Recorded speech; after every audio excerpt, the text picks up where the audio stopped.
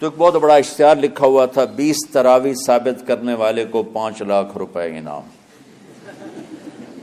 کہ کس قدر بے وقوفی ہے اور کس قدر احمقانہ یہ امت کی باتیں ہیں کہ 20 تراویح، سینکڑوں سال سے امت کا عمل 20 تراویح آ رہا ہے۔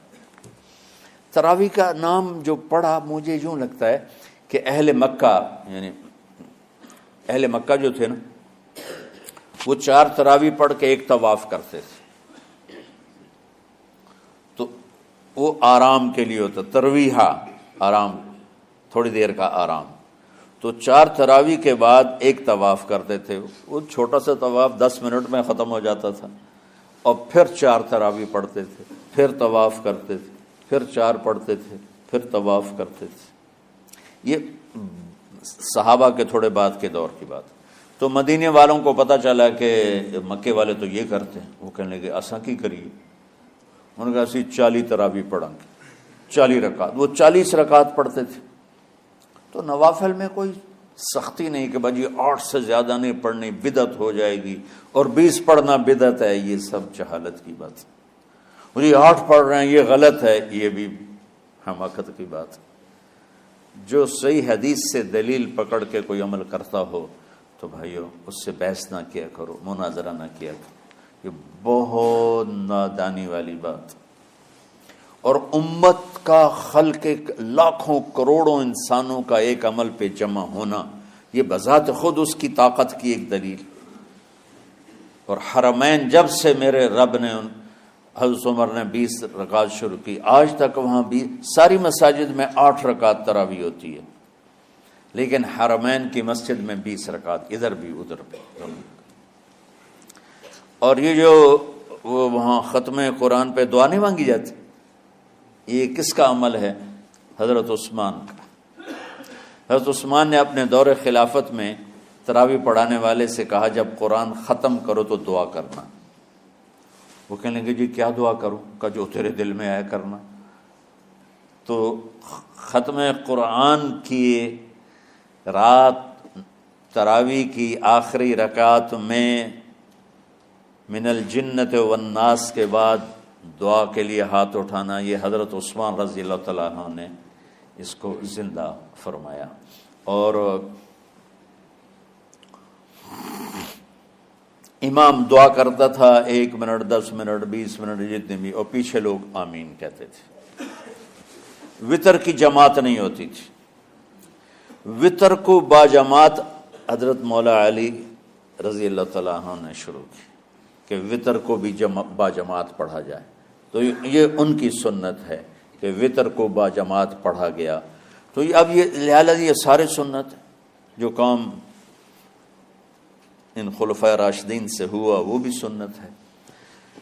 تو اللہ نے ہمیں ایک عبادت دے دی کہ میرا قرآن پڑھو اور سنو۔ پہلی امتوں کو تراویح کیوں نہیں تھی یا قیام اللیل کیوں نہیں تھا؟ کہ ان کو اپنی کتاب یاد ہی نہیں ہوتی تھی، وہ اپنی کتاب کے حافظ نہیں ہوتے تھے، وہ اپنی کتاب یاد ہی نہیں کر سکتے تھے، صرف نبی کو یاد ہوتی تھی۔ اللہ نے ہمارے لیے کتنا آسان کر دیا کہ 7 سال کے یہ چھوٹے چھوٹے بچے قرآن یاد کر رہے ہیں، 70 سال کا بوڑھا قرآن یاد کر رہا ہے۔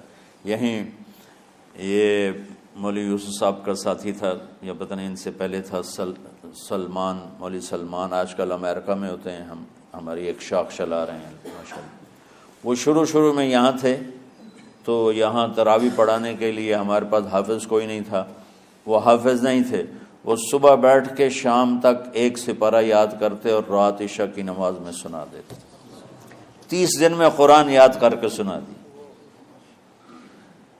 مطلب یہ سنی سنائی بات نہیں، ہمارے اسی حسنین، اسی ممبر اور محراب کی بات کہ یہیں اسی مسجد میں انہوں نے صبح سے مغرب تک یاد کرتے تھے اور پھر عشاء میں کھڑے ہو کے سنا دیتے تھے۔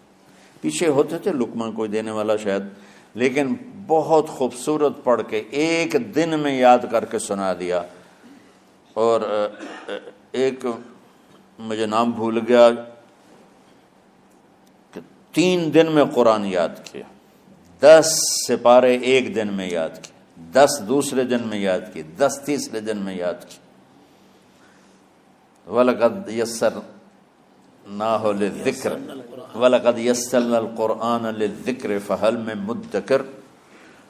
تو اللہ تعالیٰ نے اس کو نصیحت کے لیے بھی آسان کیا ہے اور یاد کرنے کے لیے بھی آسان کیا ہے۔ کوئی کتاب پہلے یاد نہیں ہوتی تھی کسی کو، ماشاءاللہ تم میں کتنے حفاظ بیٹھے ہیں اللہ کے فضل سے۔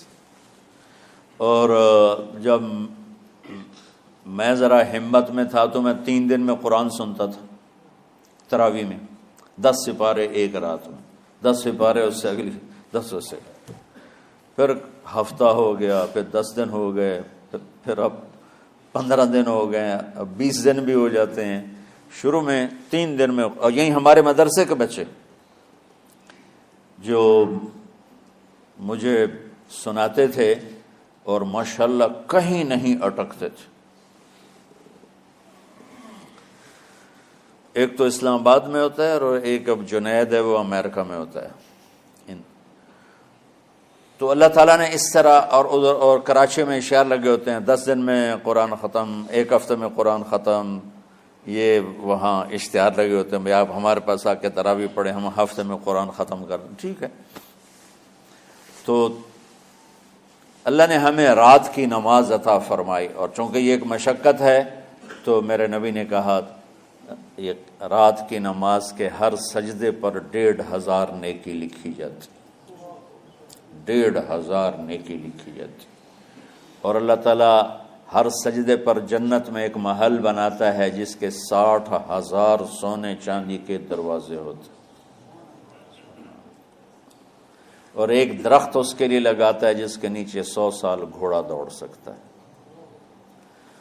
تو رمضان کا اہتمام آپ رجب سے شروع فرما دیتے تھے، جس کو ہم آج صلاۃ التراویح کہتے ہیں۔ میرے نبی کے زمانے میں اسے قیام اللیل کہا جاتا تھا۔ تراویح کا نام کب پڑا اس کا تو مجھے پتہ نہیں، کہیں نہ کہیں لکھا ہوگا، لیکن صحابہ کے دور میں اس نماز کا نام تھا قیام اللیل۔ اس لیے حضرت عائشہ رضی اللہ تعالیٰ عنہ کی روایت ہے جس سے 8 رکعت والے حضرات استدلال کرتے ہیں کہ رمضان اور غیر رمضان میں، اس کو امام بخاری نے قیام اللیل کا ہی عنوان دیا ہے، آپ نے 11 رکعت سے زیادہ نماز نہیں پڑھی۔ ایک ضعیف روایت میں ہے کہ آپ نے 3 دن پڑھائی نماز، یہ تو صحیح روایت ہے۔ کتنی رکعت پڑھائی؟ تو ایک ضعیف روایت میں ہے کہ 20 رکعت پڑھائی۔ اچھا، ضعیف روایت سے عبادت ثابت نہیں ہو سکتی، حکم شرعی۔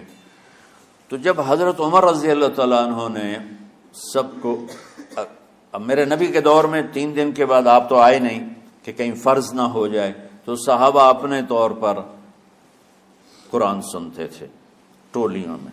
صدیقی دور میں 2 سال وہ فتنوں میں گزرا، تو اس میں بھی اسی طرح چلا کہ ٹولیوں میں ہوتے تھے۔ حضرت عمر رضی اللہ عنہ کے زمانے میں حکومت مضبوط ہو گئی، طاقتور ہو گئے، تو ابتدائی سالوں میں نہیں، چند سالوں کے بعد اب مسجد میں تشریف لائے تو لوگ اس طرح کوئی 4 ادھر 4 ادھر 5 ادھر 10 ادھر 20 ادھر، تو کہنے لگے ان کو ایک امام پہ جمع کر دیا جائے تو کتنا اچھا ہوگا۔